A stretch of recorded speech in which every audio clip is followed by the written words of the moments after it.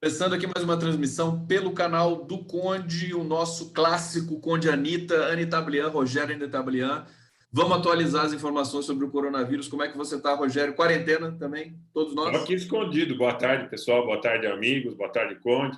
Estou aqui recolhido em casa também. É um privilégio que nem todos têm, porque aqui de casa eu vejo que, inclusive, algumas obras, tem uma demolição aqui perto de casa, não parou.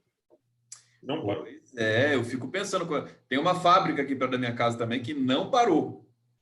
E aí, mas de qualquer maneira, a gente percebe que tudo está parando.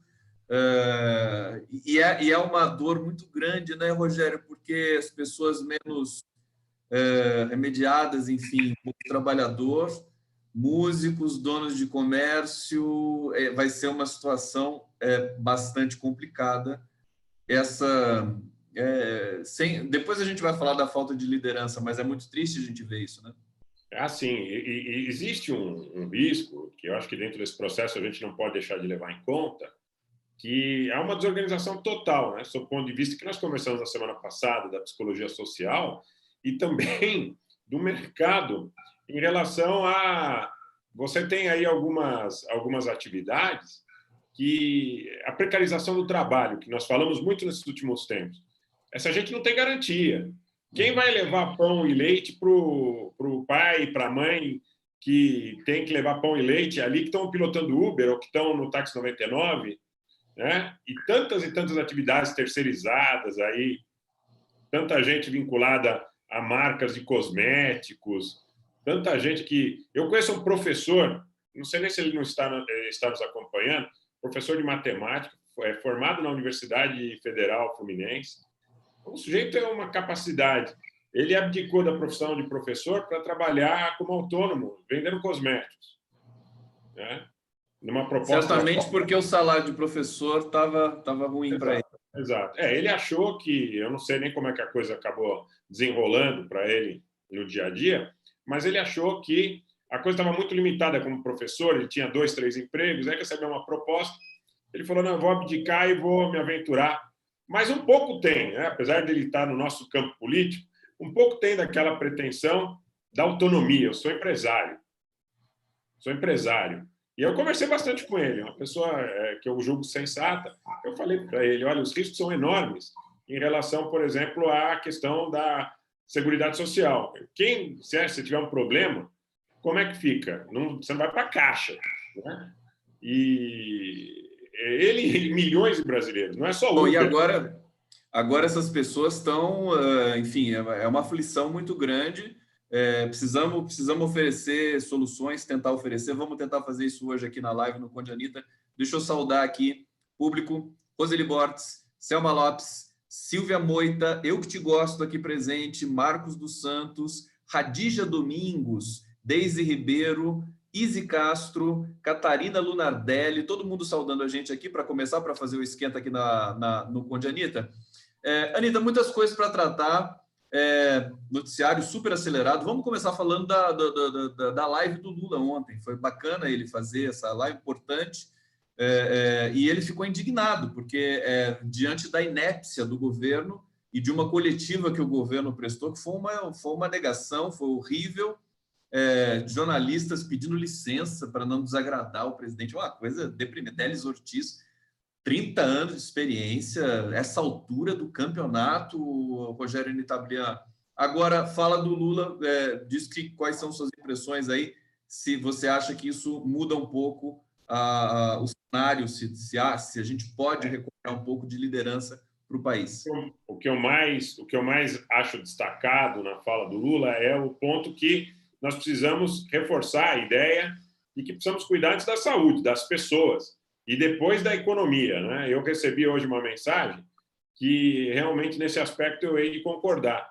O falido pode encontrar uma solução a posteriori, o falecido não. Então, engraçado, mas enfim, é trágico também, né? É meio que tragicômico, mas eu acho que nesse aspecto que o Lula falou, em relação ao aspecto de colocar as pessoas antes das coisas, que é o discurso que ele vem fazendo há muito tempo, e que a vulgaridade das mentiras dos aplicativos, essa coisa do debate raso, veio confrontar essa perspectiva do arrazoamento, da humanização do debate, da qualificação, agora eu vejo que a classe média passa a perceber que você tem Heliópolis, Paraisópolis do seu lado, favelas como Complexo da Maré, Complexo do Alemão, faz com que aquela realidade, que num primeiro momento pode não te afligir, dos casebres, da insalubridade, de famílias, às vezes, com 10, 12 pessoas tendo um banheiro apenas, como que a gente pode falar, né, o risco que existe da proliferação desse vírus em comunidades como essas? Então, que essas coisas nunca afligiram a mentalidade da classe média, que pelo menos tem sua casinha para morar, que tem o seu banheiro, que tem... né? E agora as pessoas estão percebendo o seguinte, que essa falta de salubridade, essa falta de condição de saúde, isso tudo vai repercutir na sociedade como um todo. Você já pensou, Conde, se isso, que não aconteça, se espraia numa favela como a Rocinha, no Rio de Janeiro?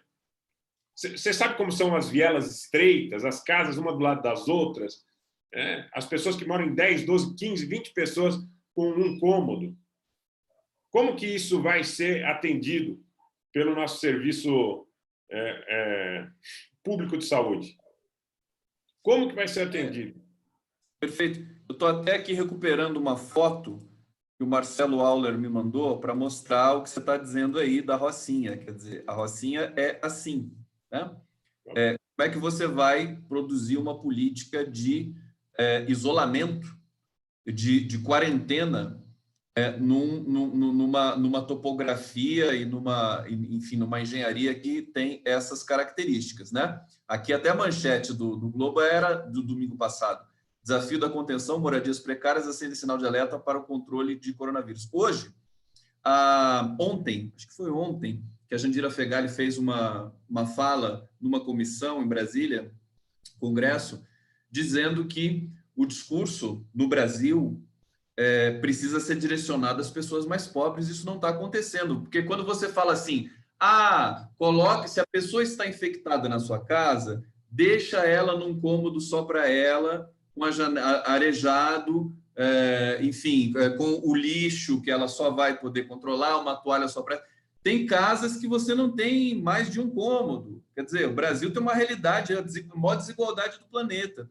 Então, a realidade ainda não apareceu completamente no que diz respeito à ação que pode ser feita pelo poder público. Já não estou nem pensando mais no Planalto, que é inepto, mas estou pensando nos governos estaduais que estão se mexendo minimamente, e eu acho que é isso que o Lula fez questão de destacar. Você tem razão. O mais importante que ele disse é assim, ajuda às aéreas, questão fiscal, reforma administrativa, tudo isso é depois. Primeiro é salvar vidas. É básico isso, qualquer princípio. Até no mundo da caserna, no mundo militar, em primeiro lugar, você preserva as vidas, ou não? Anitta, fala para a gente. A grande diferença entre os valores que o Lula representa, que o campo democrático, nacional e popular representam, e o que representa as pessoas que estão nesse governo, é exatamente essa inversão de prioridade entre as pessoas e as coisas. Eles procuram justificar dizendo que a meritocracia ela daria conta por si só de acomodar situações e levar a sociedade a um maior conforto, a uma maior qualificação em relação à qualidade de vida, a uma melhoria como um todo, porque eles dizem o seguinte, a produção, o emprego, o empreendedorismo, não é? E as pessoas foram e são negligenciadas. É um discurso farsesco, é um discurso... Agora a gente percebe muita gente aí na classe média comprou esse discurso adotando um discurso keynesiano. Muita gente que passa a interpretar que o Sistema Único de Saúde precisa ser fortalecido, que a PEC do teto de gastos foi um erro, que a reforma da Previdência foi um erro.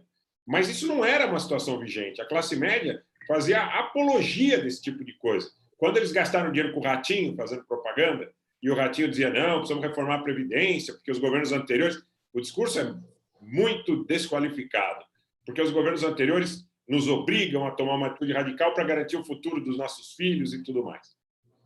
Agora, eu acho, Conde, que a classe média está sentindo, principalmente aquelas pessoas, talvez, que acreditavam que a economia iria andar. E nós não estamos falando da crise sanitária. A economia ela já estava aí, antes da crise sanitária, a Bolsa Brasileira era já a mais prejudicada em relação às outras bolsas de países nas mesmas condições. O câmbio, a mesma coisa.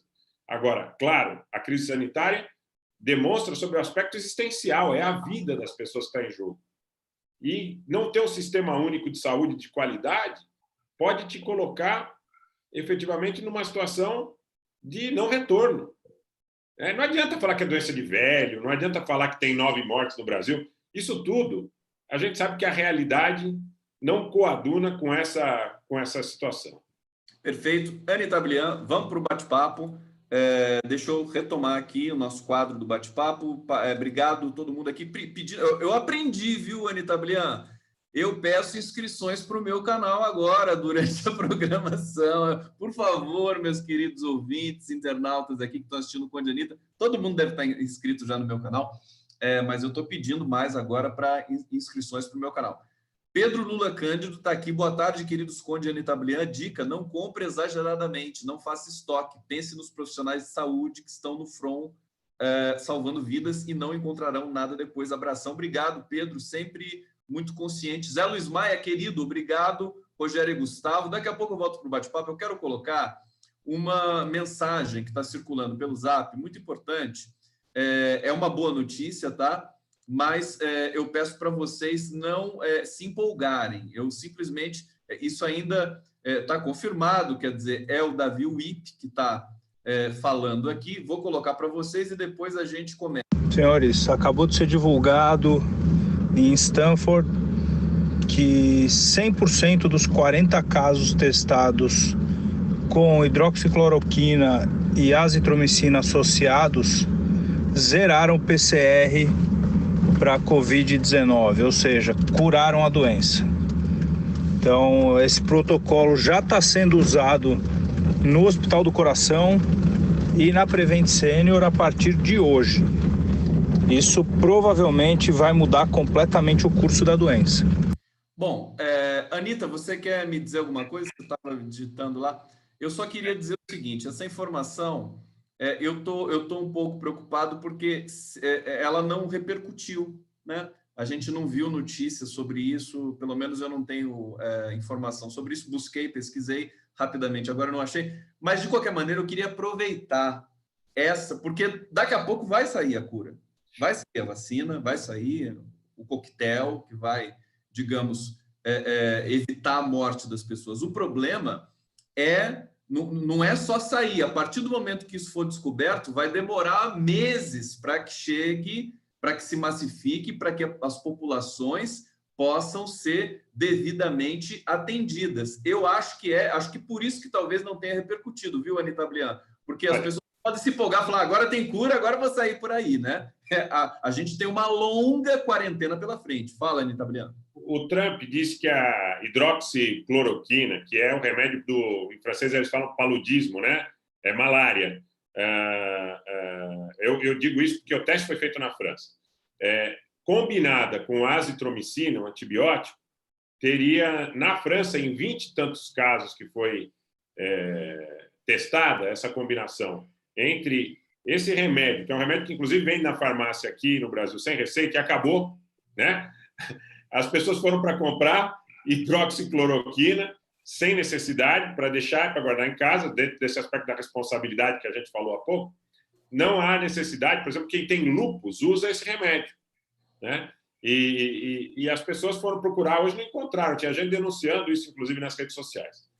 Nesse teste na França, 20 e tantas pessoas, parece que chegaram à conclusão que essa combinação foi exitosa. Mas parece que ainda é uma amostra relativamente incipiente. O Trump anunciou ontem, né, mais ou menos nesse horário ontem, essa situação, porque eu julgo que, na realidade, ele buscava uma recuperação dos mercados. Porque os mercados aí estão ladeira abaixo, numa descendente.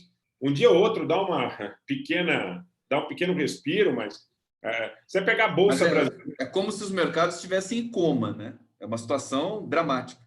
Você pegar a Bolsa Brasileira, ela praticamente chegou à metade do valor que estava alguns dias atrás. Bolsa Brasileira hoje fechou a menos 2,31, 66.750 pontos. Essa bolsa estava perto de 120 mil pontos. Veja a penalização, né? A penalização do mercado brasileiro e do mercado mundial. Então, eu acho que o Trump teve essa iniciativa no sentido de tentar dar uma freada nessa desorganização dos mercados. É um teste promissor, é alvissareiro, é uma boa notícia, mas não é conclusivo. Então, eu também aguardaria um pouco mais para que a gente pudesse ter certeza. Vamos aguardar. Agora, aproveitando que você falou do Trump, dos Estados Unidos, tem uma notícia muito grave aqui sobre os Estados Unidos. Eu vou até abrir aqui a imagem também para vocês, do blog Tijolaço, aqui do meu amigo Fernando Brito, que é sobre Nova York, né? O governador manda Nova York parar 7.102 casos de coronavírus.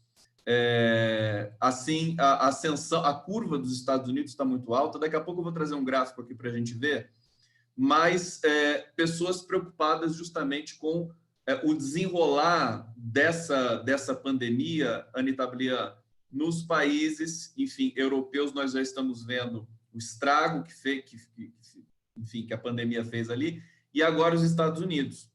A gente pode ter um quadro ali. Com esse gráfico dá para notar que a curva americana é muito ascendente e a curva dos países asiáticos já estabilizou relativamente. E aí fica a pergunta também sobre a América Latina. Deixa você comentar esse tema e daqui a pouco a gente retorna com o gráfico. Diga lá, Nina. A necessidade de um esforço mundial, ela é condição sine qua non para a resolução do problema, porque na China não houve, no dia de ontem, transmissão de casos dentro da China. Segundo dia. Pelo segundo dia. Mas houve 34 ingressos de estrangeiros com o coronavírus. Então, nós não podemos, porque é a história do cobertor curto, né? Não adianta a China controlar e os outros países não controlar. Não adianta a gente ter focos e ter liberdade de movimento.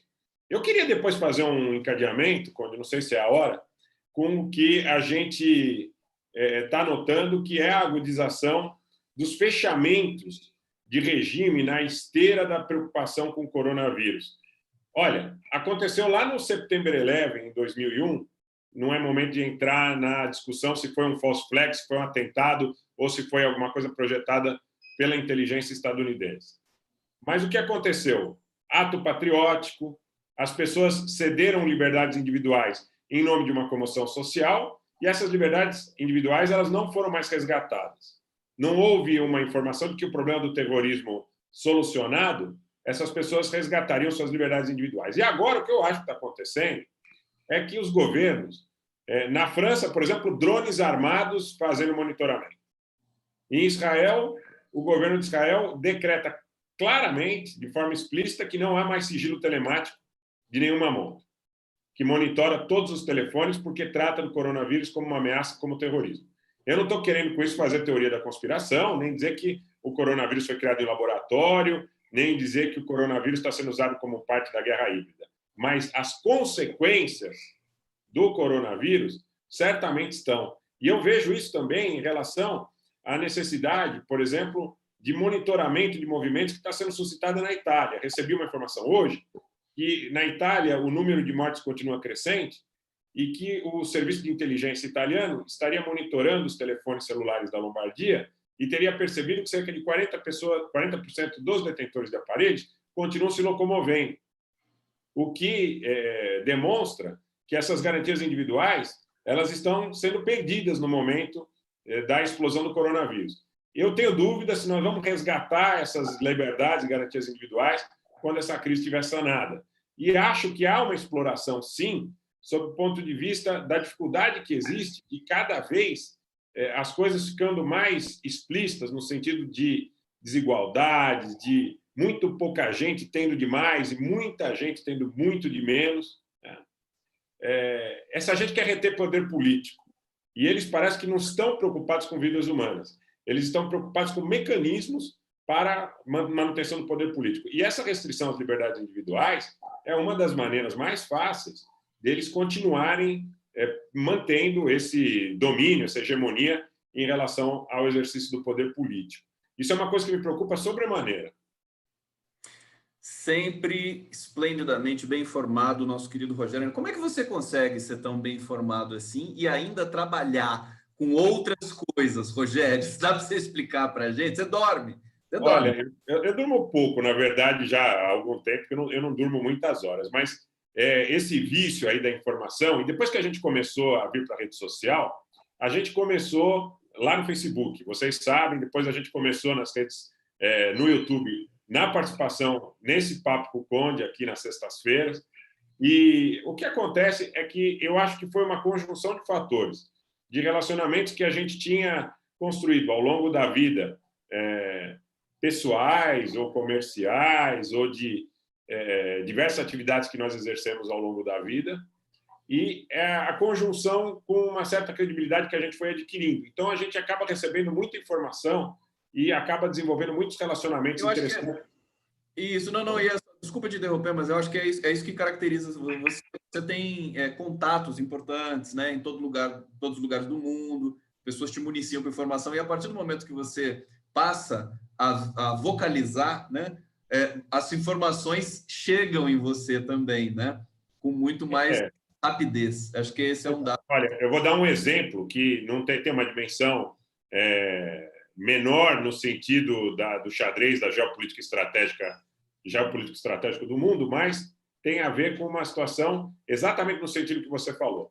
Ontem, alguém que confere credibilidade ao trabalho que a gente está fazendo me procurou para denunciar que no Detran, aqui em São Paulo, o governador Dória só colocou 60 anos acima, não é? Só dispensou as pessoas de 60 anos para cima, e que não tinha luva, que não tinha máscara e que não tinha sabonete na unidade em que esta pessoa trabalhava. E que não tinha, até ontem, pelo menos, saído daquela unidade.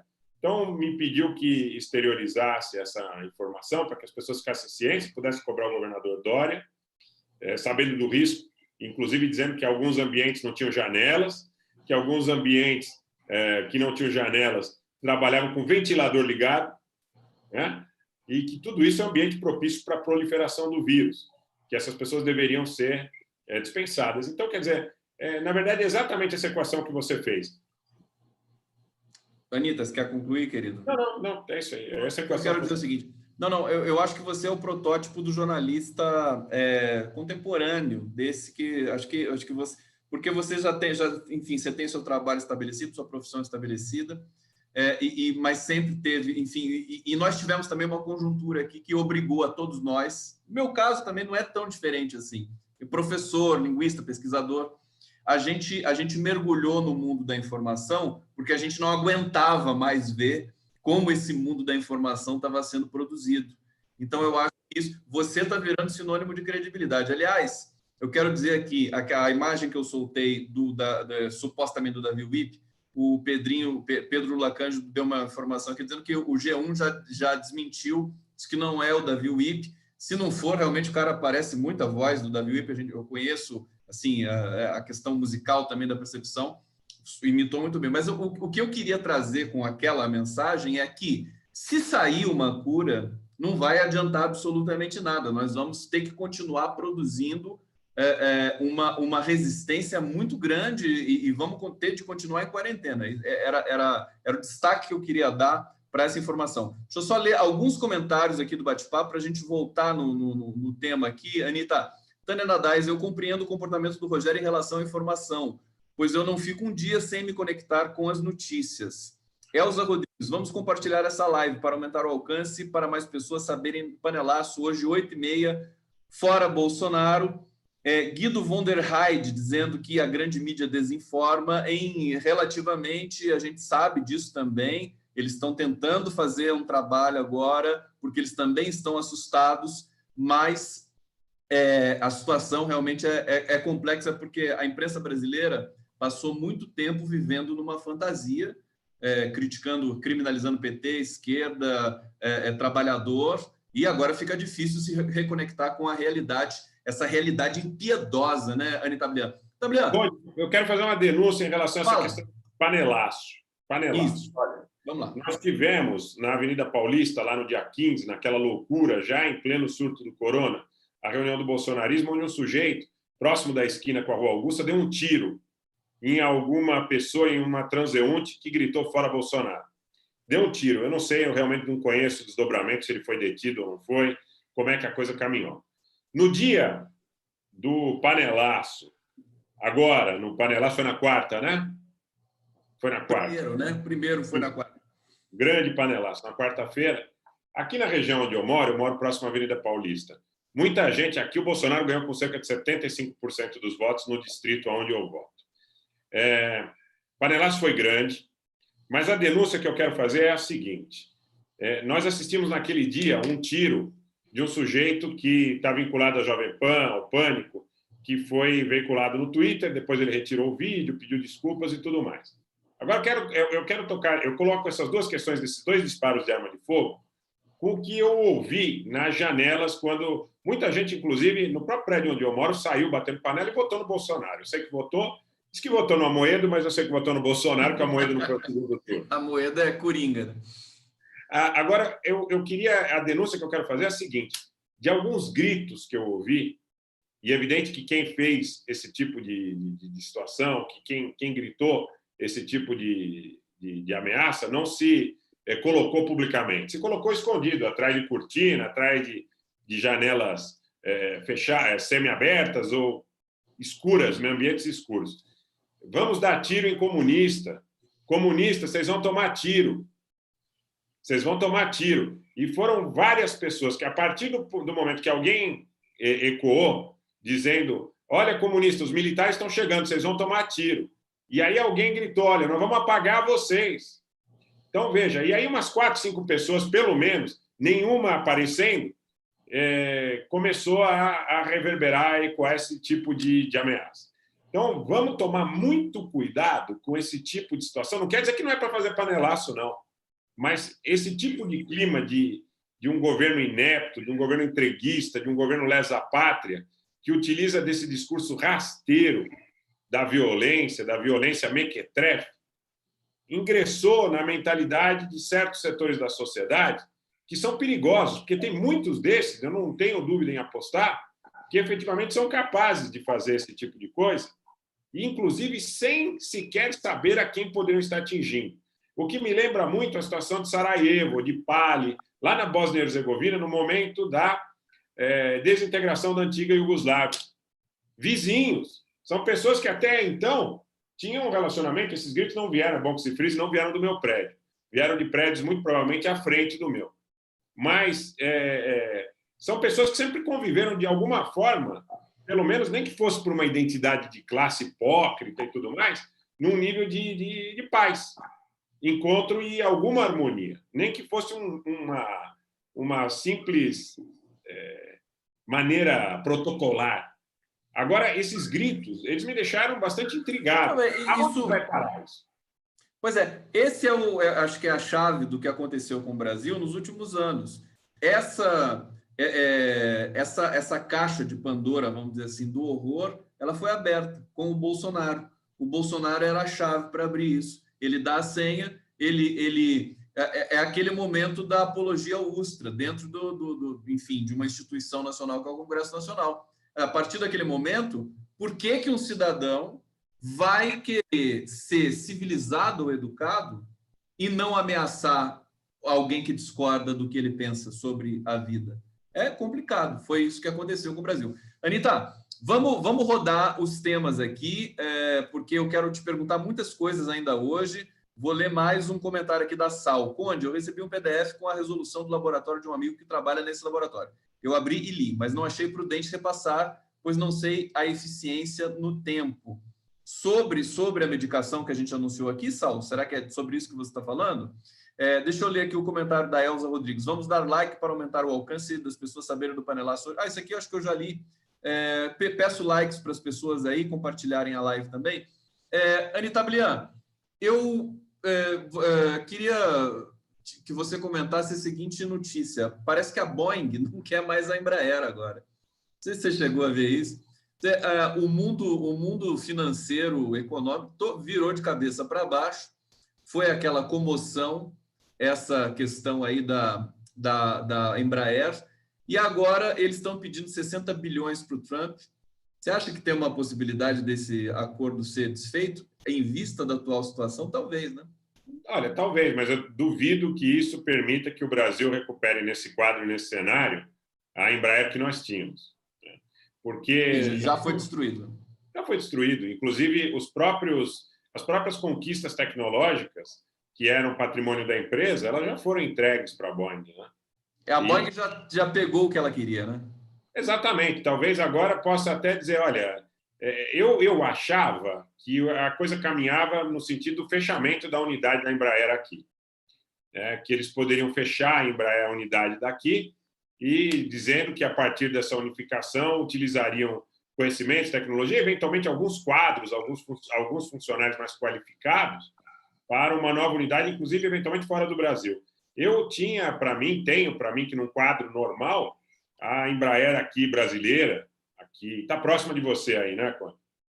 Tende a desaparecer. Né? Estou colocando a imagem aqui da matéria sobre esse assunto. Agora, o setor aéreo, o setor da aviação, ele é o mais duramente, ou um dos mais duramente atingidos, porque as pessoas não vão... quem hoje pegaria um avião para ir para a Espanha ou para ir para a Itália? Em contrapartida, alguém que estivesse, por exemplo, em Portugal, quem que estivesse lá em São Conceição pegaria um avião para vir para o Rio de Janeiro. Então, o turismo, a aviação civil, os aeroportos, os processos de privatização dos aeroportos. Falando em informações sobre privatização de aeroportos, quero lembrar que o Aeroporto Internacional de Paris, o Charles de Gaulle, ele seria privatizado. E foi uma das primeiras atitudes do governo do Macron postergar o processo de privatização do Aeroporto Charles de Gaulle, em função da crise, porque agora o Aeroporto Charles de Gaulle está valendo muito pouco. Pois é, muita coisa. Anita, eu tenho tem uma questão muito importante aqui. Eu vou fazer agora, vou acelerar o eixo temático, porque no final eu quero voltar a falar da situação no Brasil, que agora, o que está acontecendo no Brasil? A gente está entrando no outono, onde aumentam as doenças respiratórias. Nós temos situações de mega igrejas que não querem parar suas atividades presenciais, querem continuar fazendo os cultos, estão desafiando a justiça. O Brasil está entrando num patamar que pode ser o mais trágico de todo o relato, de tudo que é reportado aí com relação ao coronavírus. O Fernando Brito fez uma comparação do Bolsonaro com o Jim Jones, aquele fanático da Guiana que fez com que 200 pessoas se suicidassem no meio de um culto, de um processo lá deles.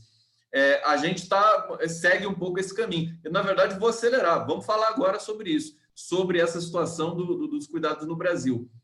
Enquanto você fala, eu vou trazer um gráfico aqui para a gente observar as curvas de todos os países e fazer um comparativo. Fala para a gente. Eu começo com a seguinte pergunta. Quem vai parar Silas Malafaia? Eu fico aqui pensando, desafia a Justiça, o Ministério Público havia pedido fechamento, a interrupção, um juiz que nitidamente está alinhado ideologicamente com o Malafaia negou, porque eu quero insistir, essas pessoas não estão preocupadas com vidas humanas. Eles têm uma concepção malthusiana, uma concepção de um darwinismo obtuso. Se você acreditar que só pessoas, na concepção deles, que majoritariamente pessoas desprovidas, despossuídas, eventualmente idosos que não produzam mais a favor do jogo que eles dirigem, sejam vítimas desse processo, para eles não faz absolutamente nenhuma diferença. Tem um certo receio, porque parece que a universalização e a democracia do vírus acabam colocando muitos deles também de barbas de molho. Agora, parar o Silas Malafaia é simbólico em relação a esse processo. Você falou muito bem, vai entrar o outono, vai chegar a frente fria. Nós vamos ter 500, 600, 700 pessoas aglomeradas num templo do Malafaia. Você sabe como é que é isso, por exemplo, numa periferia do Rio de Janeiro, na Baixada Fluminense, onde ele tem centenas de templos? Eu não sei, eu tenho até uma dificuldade de falar templos, né? Para mim, quase como foi dizer franquias. E são franquias. E templo é uma palavra positiva, né? É uma franquia. Exatamente, é uma franquia, é um negócio. Né? É como se fosse um caça-níquel, né? Um caça-níquel. E é isso que acontece. Quer dizer, se você tiver lá 600, 700 pessoas...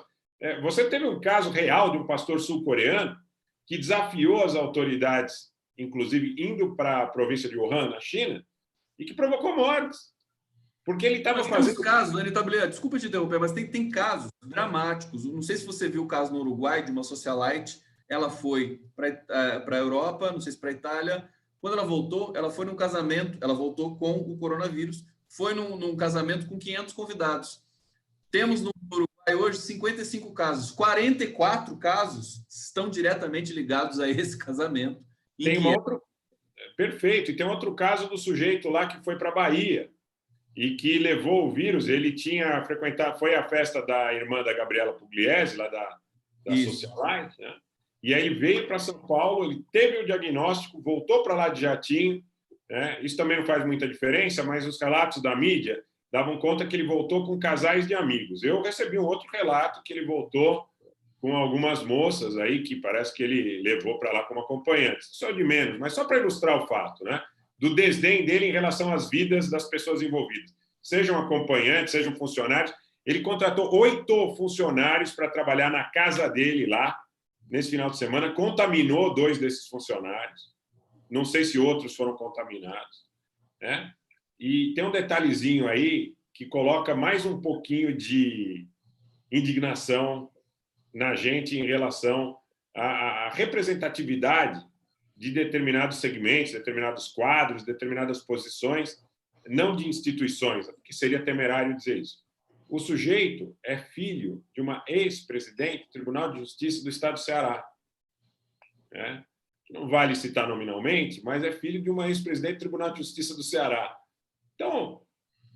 Olha, são várias coisas encadeadas. O Brasil já vinha chafurdando no esgoto moral de muitos segmentos aqui, muitos atrelados ao Ministério Público, à Justiça, Poder Judiciário, e agora a gente está experimentando esse coquetel letal que é anomia de governo com uma pandemia de um vírus que é perigoso. Agora, Anitta, eu ia perguntar para você, até dizer que tem uma juíza, uma procuradora, desembargadora, que criticou a Marielle, que foi processada, inclusive, por isso também, teve que se tratar, se não me engano, pagar indenização, se não me engano, mas ela disse que está adorando o coronavírus, porque o trânsito está muito melhor. Olha o nível. É esse tipo de gente que está instalada no mundo da justiça brasileiro. Realmente é de doer, né, Anitta Blair? Nós tivemos o caso daquele rapaz, filho de uma juíza lá no Mato Grosso do Sul. E no caso dessa desembargadora do Rio de Janeiro, como ela postou nas redes sociais, não há problema em relação a reforçar a desembargadora Marília. Ela reforçou que, para ela, o problema do coronavírus era como se ela fosse imune ao coronavírus.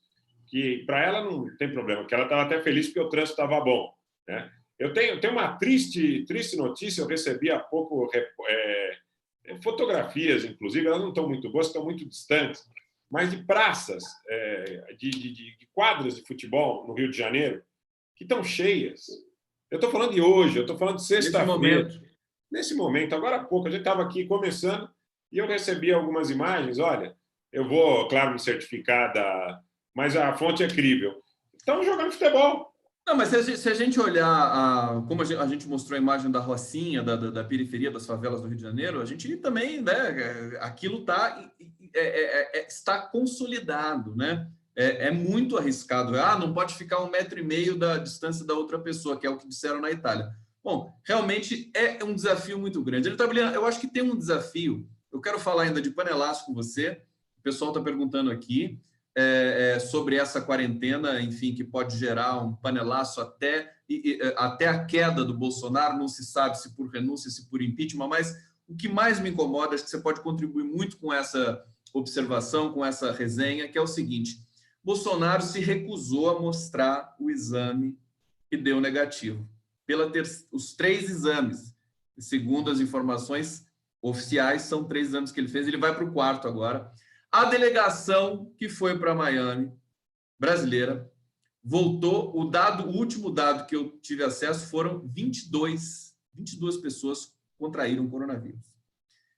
Vários parlamentares estão sob observação em situação de máximo risco, porque eles confraternizaram, abraçaram, beijaram essas pessoas que voltaram de Miami. notadamente o senador Nelson Trades, né, que está com coronavírus. A gente sabe detalhe dessa doença é que a pessoa pode ficar sem sintoma. Eu acho que esse é o preciso caso do Bolsonaro. Acho que é o fato dele aparecer de máscara na live. Há informação também de que 4 seguranças dele estão com coronavírus. E só ele que não está, Rogério. Hoje ele soltou, eu vou buscar essa informação aqui enquanto você fala, mas é crível isso? Quer dizer, que situação é essa? Alguém que não faz um discurso para o país, só faz discurso para os seus, só fica olhando para o próprio umbigo, pensando na sua festinha de aniversário e não faz um comunicado em nome da coletividade pela qual ele foi eleito. Eu acho que é bem possível que ele tenha contraído. Eu não gosto muito de teoria da conspiração, mas eu não gosto muito da coincidência dessa viagem deles para Miami. A agenda é nebulosa. Muita gente falou que eles estavam indo lá para afinar os detalhes para trazer o jogo, né? Inclusive o Nassif, que você entrevistou esses dias, é um programa muito legal, até para quem não teve oportunidade de assistir. O Conde fez uma entrevista muito bacana com o Nassif, vale a pena, vale quem perdeu dar uma sapeada depois aqui no canal do YouTube. E ele fala com propriedade, porque o financiador da campanha do Trump, o financiador e mentor da campanha do Trump, do Netanyahu, é o mesmo com o qual o Flávio Bolsonaro se encontrou tempos atrás nos Estados Unidos, lá no Nevada, para tratar do ingresso dos cassinos no Brasil. Mas, a parte desse aspecto dos cassinos e de outros setores obscuros, nebulosos da economia, máfias, efetivamente, para que nós falemos o português claro. A questão, por exemplo, deles terem ido para lá e da maneira com que eles divulgam que, olha, hoje é um, amanhã é outro, daqui 2 ou 3 dias mais 2, mais 3 ou mais 4, não parece uma situação aleatória, parece alguma coisa muito estruturada, sabe? Parece uma coisa realmente conformada em estratos... Eles correspondem por quase 5% dos casos brasileiros. Até um tempo atrás, agora já aumentou bastante, mas é muito caso. É muito caso, e é muito... E, em relação à questão desses números, eu acho também que há uma... Eu não vou dizer nem que é má vontade, eu acho que realmente é falta de estrutura. Eu conheço um pouco desses mecanismos de tentativa de integração dos secretários, né? Seja do secretário de saúde, seja do secretário de segurança pública, dos sistemas de informática, e é uma coisa que, pasmem, em 2020 no Brasil ela ainda é precária. A informação tem um delay, tem uma demora para chegar muito grande.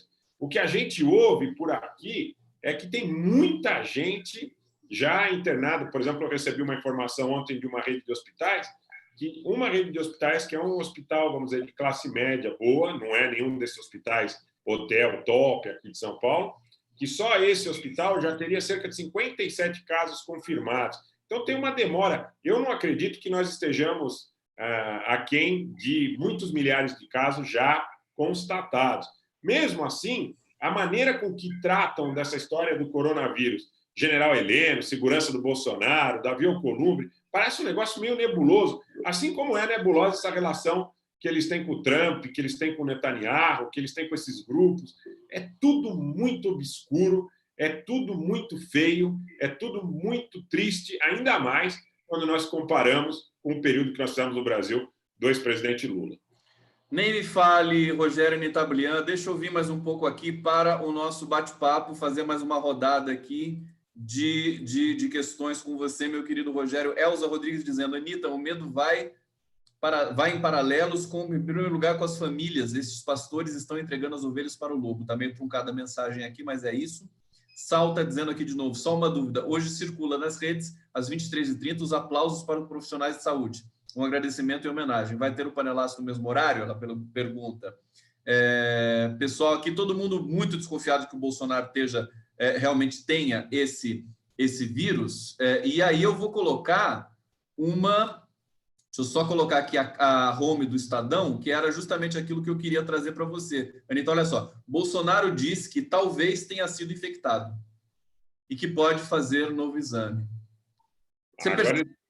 Você chamou atenção porque tem uma organização nessa sequência de divulgações. o Bolsonaro adiando o máximo a notícia de que daqui a pouco ele vai aparecer e vai dizer não, estou contaminado com coronavírus, causar uma comoção de controle, uma espécie de facada 2 para ter o controle narrativo dessa situação, causar aí essa empatia que ele causa através desses artifícios lançados mão, que lançam mão através da internet. E aí a pergunta que eu quero te fazer, Tabelião, é o seguinte: a gente percebe no Twitter, todo dia, assim, a população brasileira vai se conscientizando, vai criando um espírito crítico, mas aí vem uma hashtag do governo, uma hashtag paga. A gente percebe que é uma legião de robôs e pessoas ali recrutadas, dizendo, por exemplo, que o Eduardo Bolsonaro tem razão em criticar a China.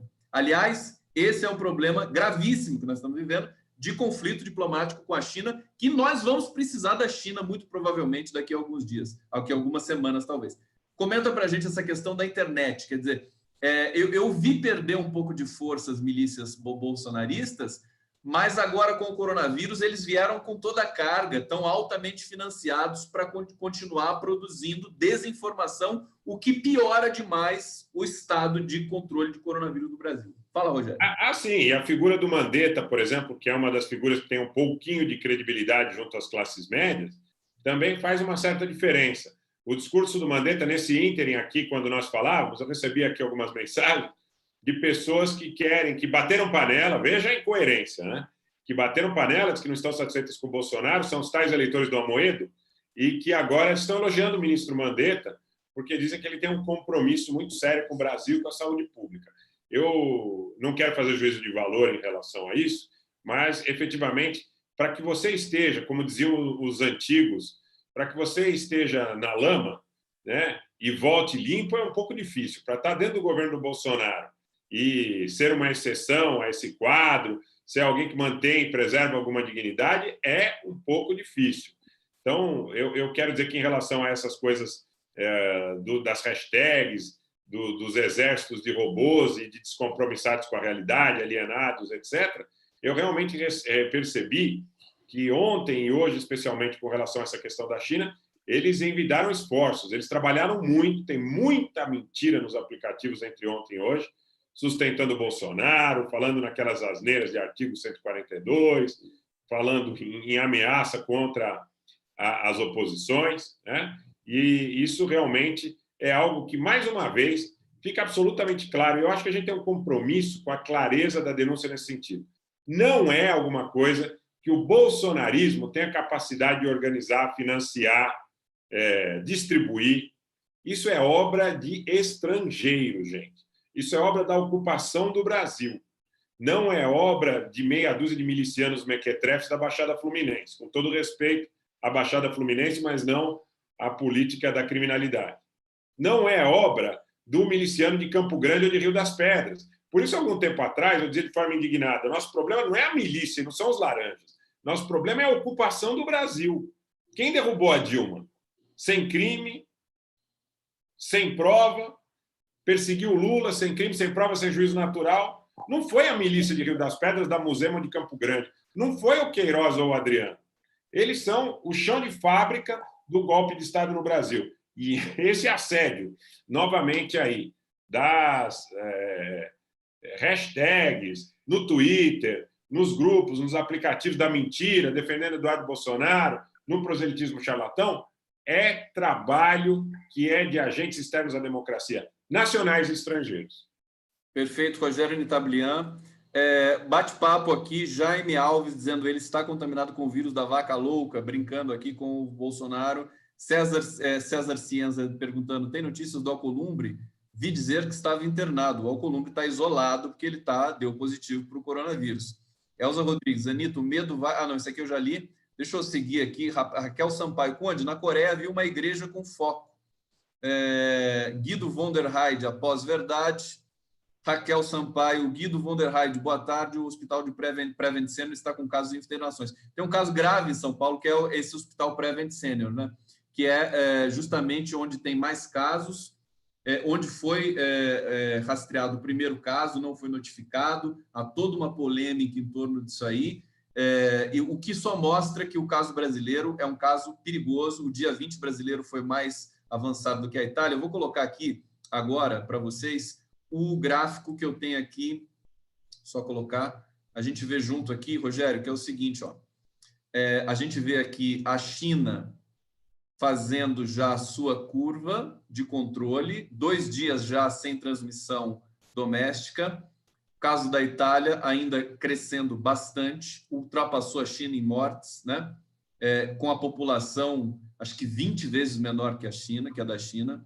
Aí os países asiáticos, Coreia, né? A curva sendo controlada, Japão, Singapura, Hong Kong. O Brasil está bem aqui, apontando já para cima também. E os Estados Unidos, deixa eu só localizar aqui, os Estados Unidos, a curva acentuada demais. Mais de 7 mil casos em Nova York, o prefeito de Nova York decretou estado também de emergência na cidade.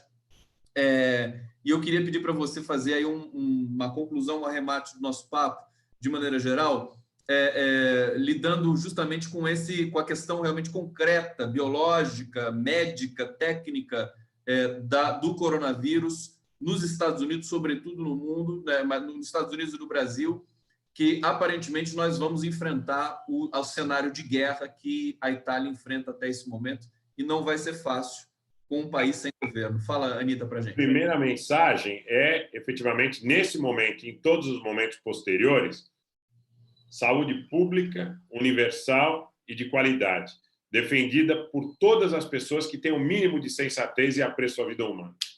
O SUS tem que ser prestigiado, os profissionais da saúde, a formação em ciência, pesquisa e tecnologia tem que ser prestigiados. O que acontece, por exemplo, em relação a esse caso da Prevent Senior que você citou, o hospital é o Santa Maggiore. O Santa Maggiore, ele tem diversas unidades aqui em São Paulo, tem na Moca, tem no Itaim. Essa unidade especificamente que está tratando, que eles estão concentrando todos os casos, fica no bairro do Paraíso, na rua Maestro Cardim, próximo a uma entrada, inclusive, do Shopping Center Paulista. O que acontece é que muitos planos empresariais, não é? Quando o mercado estava um pouquinho melhor, quando você queria atrair algum profissional para o seu negócio, você muitas vezes apresentava um plano de saúde, dando a ideia de que aquele plano de saúde poderia suprir a ideia do serviço único de saúde público, universal de qualidade. Não é verdade. Não adianta ir para a Prevent Senior e chegar lá e entrar numa fila ali de 3, 4, 5 horas para ser atendido e muitas vezes chegar com uma gripe comum, ou com uma rinite, ou com uma alergia, ou com uma rinocinusite, e sair de lá com coronavírus. Não é verdade. Então, essa cultura ela precisa ser desmontada. O que é melhor para todos? Lembra da campanha da Dilma em 2014? Quando? Foi a primeira vez que eu falei, olha, eu parei de votar e dizer que não valia a pena arrumar encrenca, arrumar polêmica, estando eventualmente em minoria no meu meio. Eu digo, o que for melhor para todos é melhor para mim, que era um lema que deveria ter sido preservado. Conseguiram até corromper a ideia de que o que é melhor para todos é melhor para mim. Então, isso aí é mimimi. Isso aí não é conversa que se apresente. Né? Com relação ao aspecto científico, ao aspecto da conversa que a gente teve com biólogos, que a gente teve com cientistas, que a gente ouviu também de gente da Sanofi, por exemplo, é que em menos de um ano essa vacina não deve sair. Essa é a perspectiva. Né? A gente torce para que não seja assim. O Bolsonaro outro dia falou que Israel vai solucionar o problema. Né? Mentira também. É uma propaganda. Já no momento seguinte que ele falou isso, muita gente veio me perguntar. Olha, você viu, o Bolsonaro falou que Israel vai resolver e tal. E eu não duvido até que isso eventualmente possa acontecer em algum momento e que seja explorado também politicamente. Agora, Anisa, deixa eu só fazer um comentário, aproveitar que você tocou nesse assunto, que é o seguinte, a gente ainda tem um tempinho, dá até para trazer mais um assunto para você, querido. O Bolsonaro ele costumava dizer o seguinte sobre a imprensa, né? Falar, não preciso da Globo, não preciso da Folha, eu tenho Twitter. Ele tem realmente, eu não sei quantos milhões, no Facebook acho que são 7 milhões ou 10 milhões. Você lembra quantos seguidores ele tem no Twitter? Twitter, acho que são 30 e poucos, 34 São 30 milhões. e poucos milhões, exatamente. Não dá para saber qual percentual disso são de perfis fakes, mas, de qualquer maneira, é um perfil grande. E se ele, ele poderia se redimir pelo menos 1% e e divulgar informação de prevenção, de contenção. Não, ele não faz, ele não fala, ele se nega a entrar no eixo civilizatório, ele se nega a... enfim, ele poderia sair fortalecido de um processo desse e não aceita esse tipo de coisa. É uma psicologia bastante surpreendente, Rogério.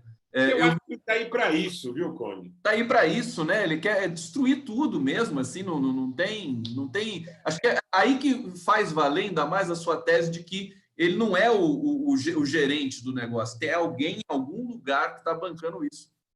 Não tenha dúvida, eu não tenho dúvida. Só retificando, verifiquei agora, são 6 milhões e 200 seguidores no Twitter. Tá. Um número muito expressivo também, mas, veja, eu diria que realmente nem um gerente, porque um gerente teria alguma autonomia, né? Pelo que nós conhecemos dos gerentes, né, que atuam à frente de situações, por exemplo, em relação a empresas, o sujeito tem autonomia decisória. Eu tenho ouvido relatos, inclusive, que muitas das decisões que chegam prontas para o Bolsonaro, ele sequer é capaz de compreender. Esses relatos são fidedignos. São fidedignos, eu sei. São fidedignos. Muita coisa que chega na mesa do Bolsonaro, principalmente em relação à área econômica, ele não compreende. Ele assina, mas ele não sabe do que se trata. Outro dia ele havia confundido imposto de importação com imposto de circulação de mercadorias e serviços, que é um imposto estadual. Ele tinha confundido com imposto de importação. Ele não sabe o que é capitalização da Previdência. Então, é um sujeito que ele não é gerente e também não teria condição de ser gerente. Ele está muito mais na figura, realmente, do pão e circo de Roma, na figura do clown. Eu cheguei a dizer aqui que é o Liminha do Silvio Santos, é o animador de auditório. É um quadro de... É claro que é falta de caráter, mas também tem cifras de demência, né? Ele falou a Itália é uma cidade que parece com Copacabana, quer dizer, tem cidade, país e bairro. E aí ele ainda, quando fazem alguma pergunta difícil para ele, quando um jornalista tem essa ousadia de fazer uma pergunta difícil para ele troca de assunto, ele brinca, ele é grosseiro, né? É aquela coisa... Então, é um sintoma de demência. Aí até dá tempo de você falar sobre essa questão da interdição, né? Interdição de saúde mental com relação ao que o Bolsonaro está fazendo. Eu acho que isso é muito sério, isso não é brincadeira mais. Até Miguel Reale, que é o jurista que pediu impeachment sem crime da Dilma Rousseff, que a gente se compadece também da falta de clareza e de caráter dessa criatura, dessa figura, mas ele também falou, não, é caso de interdição. O que você acha, Anita? Olha, eu acho que ele é completamente inepto. Realmente, se houvesse um teste que pudesse caracterizar a capacidade que ele tem ou não para ser, não vou dizer nem presidente da República Federativa do Brasil, gestor de algum processo, ele não tem aptidão para isso. Teste psicotécnico, né? Psicotécnico. Daquele modelo que fazem para renovar a carteira de motorista. Não passa. Não passa. Agora, o que eu fico aqui pensando é na gente que o sustenta. Você viu que essa semana começou a CNN Brasil. Isso. A CNN Brasil, ela começou com um quadro que excluiu o Chile e o Equador da América do Sul. Ela estava falando sobre o fechamento de fronteira do Brasil, e a gente sabe, a gente aprende, acho que é no 3º ou 4º ano do primário da nossa época, aprendia que o Chile e o Equador não fazem fronteira com o Brasil na América do Sul, né? São os 2 únicos países que não fazem. A apresentadora do programa, ela dizia, olha, as fronteiras estão fechadas, porque muito por iniciativa dos países vizinhos, tal, mas a América do Sul está fechando fronteiras. Apenas Chile e Equador, que não fazem parte da América do Sul, né, também não fazem parte da América do Sul, também resolveram fechar as fronteiras com o Brasil. Bom, primeiro, não tem fronteira terrestre com o Brasil. Não tem.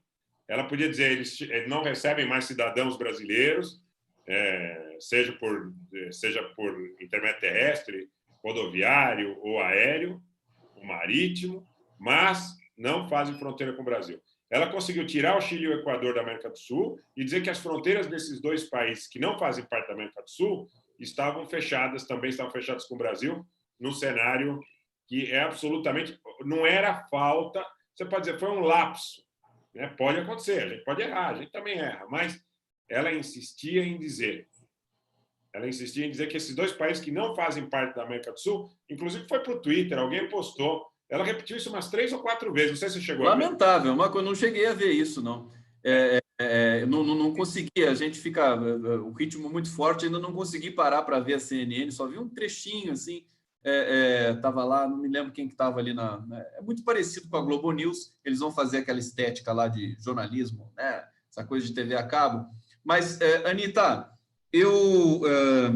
tem mais, eu queria dizer o seguinte, a gente, essa história, essa questão de se preservar primeiro as vidas humanas, e fazer o investimento e a logística toda pensando para salvar as vidas, faz todo sentido, temos de fazer. Só que eu só lembrar que a situação é tão complexa que várias coisas que aparentemente podem não parecer que afetam vidas humanas também estão em jogo. Por exemplo, uma questão que a internet pode ficar sobrecarregada.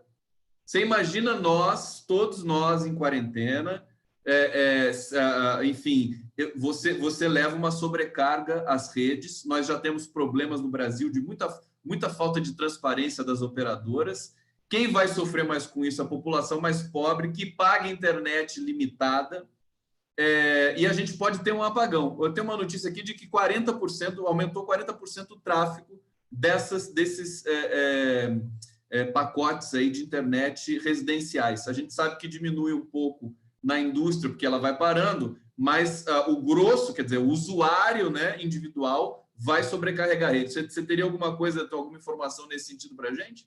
Tem o do sistema elétrico. Por coincidência, ontem eu conversei com uma pessoa que está muito próxima da gestão da administração do sistema elétrico, e existe um temor de que o aumento no consumo... Ontem, até quando eu recebi essa informação, eu saí na minha janela e verifiquei que o que ele estava me dizendo, que confesso que não tinha me ocorrido, realmente é fato. Eu cheguei a ver um prédio onde não encontrei um andar que não estivesse com as luzes acesas. Isso era por volta de 7h30, 7h, 8h da noite. E aí eu recebi essa informação de que há temores em relação à administração do sistema elétrico. Pode haver sobrecarga no sistema elétrico. E quero também dar a seguinte informação, que enquanto a Petrobras foi de R$31 para R$12, por exemplo, na Bolsa de Valores, a AS Tietê Energia, por exemplo, ela praticamente manteve os seus patamares, ainda que com alguma perda, mas manteve seus patamares nos últimos dias e não sofreu perdas significativas. E a Telefônica, você está falando em relação a um dado aí que você levantou de forma muito lúcida. A Telefônica Brasil S.A., não é? As perdas foram baixíssimas, inclusive em alguns dias de circuit breaker, de parada na Bolsa, a Telefônica subiu de maneira expressiva. Tá? Então, há preocupação com o sistema, sim, há preocupação com o sistema elétrico, há preocupação com a questão do sinal das operadoras, porque, evidentemente, o que você vai fazer em casa hoje, Conte? As pessoas... Pensei que você estava perguntando. Eu vou trabalhar. Não, mas as pessoas, de modo geral, né? A rotina das pessoas foi muito alterada. Porque, veja, muita gente tem 2, 3 trabalhos, sai o dia todo fazendo suas atividades. Né? Muitas vezes chega em casa, o filho está dormindo. Muitas vezes chega em casa, a esposa está dormindo, o marido está dormindo. E não, hoje você tem televisão, ligar a luz de casa. Também não sei como essa gente vai pagar a conta da luz, porque se não vai ganhar dinheiro, como é que vai? O que vai? Muito bem lembrado. Aí, só fazer um comentário. Quer dizer, nós temos aí a possibilidade de sobrecarga de internet, de energia elétrica, nós temos a possibilidade de desabastecimento também dos produtos do supermercado, questão da água também, tudo é muito delicado, todos os assuntos estão entrelaçados. Agora, é por isso que precisa de líder, é por isso que precisa de alguém chegar, botar a bola no chão, como a Angela Merkel, como o Alberto Fernandes, como o Lula fez no Brasil, só que, infelizmente, o Lula não é o nosso presidente. Quem é o nosso presidente é uma pessoa absolutamente inabilitada. Nós não temos presidente, Tony. Oi? Nós não temos presidente. Nós não temos presidente, estamos sem governo. É por isso que preocupa o mundo nesse momento, porque mais esse gargalo, mais esse desafio para ter de se resolver com a crise do coronavírus. Rogério Anitablian, quero te agradecer mais uma vez. Eu ia colocar o seu canal aqui para o pessoal se inscrever também. Está tão bonito o seu canal, tão cheio, tão grande. Olha só, canal do Rogério, Anitta Blian, 16,7 mil inscritos, vários vídeos aqui. O que é esse vídeo do SUS que você pôs aqui, Anitta? Então, eu conversei nessa semana com bastante gente fora do Brasil. Eu conversei com a Márcia Villanova, na Itália, em Arezzo, né, que é esse vídeo de 1h07, aí 1h07 e 4 segundos. Eu conversei com a Márcia Villanova em Arezzo, na Itália, ao norte de Roma. Foi muito legal, foi um papo muito bacana. E depois, um desses vídeos aí, que está com a identificação do SUS, eu recebi convidadas da Alemanha e de Portugal.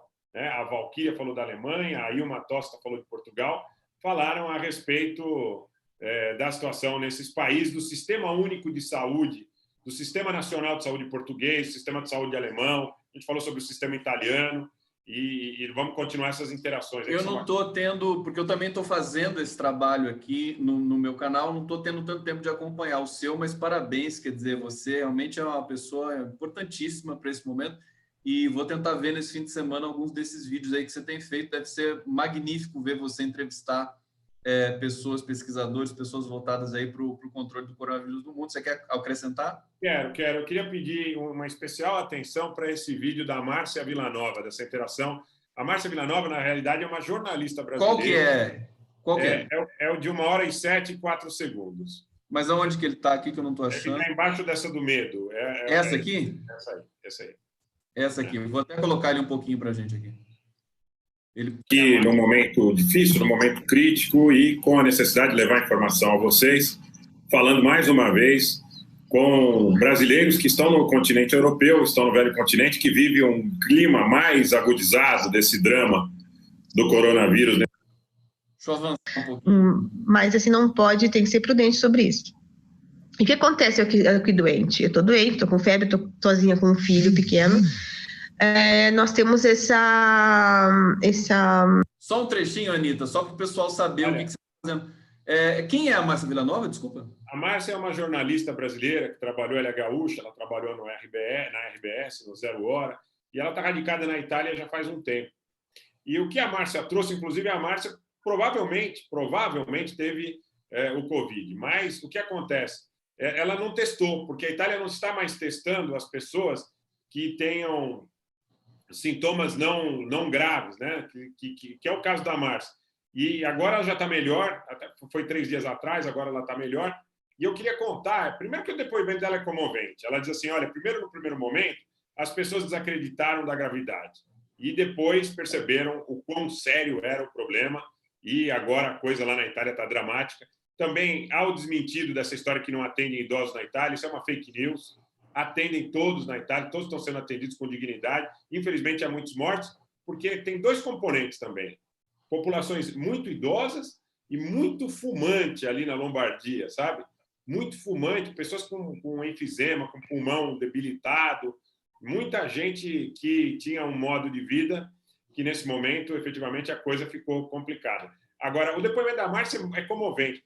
Ela está melhor. E agora vocês não sabem da maior, gente. A Márcia, eu falei com ela hoje, vai receber uma enfermeira que vai da região sul da Itália para atender as pessoas que estão nessa situação. E mesmo ela estando confinada, ela vai abrir um quarto na casa dela para receber uma enfermeira. Vejam a solidariedade. Ela diz assim, olha, muito provavelmente eu já tive.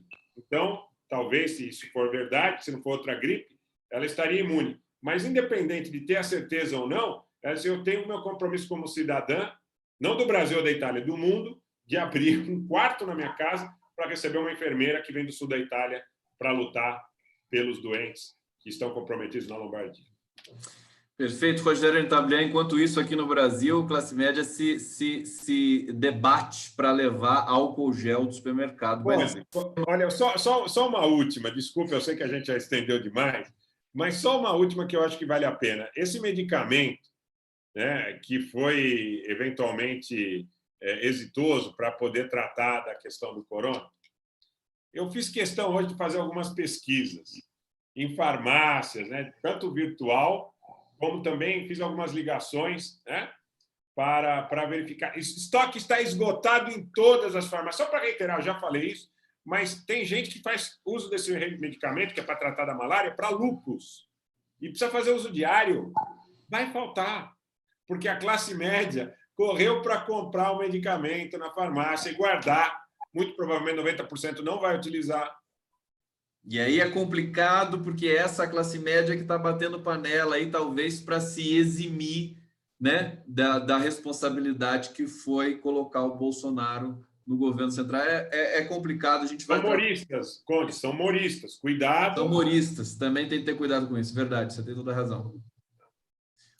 Gente, quero agradecer a presença de vocês aqui, mais um Conde Anitta. Obrigado, Anitta, sempre bom falar com você, parabéns pelo teu trabalho, sempre cada vez melhor.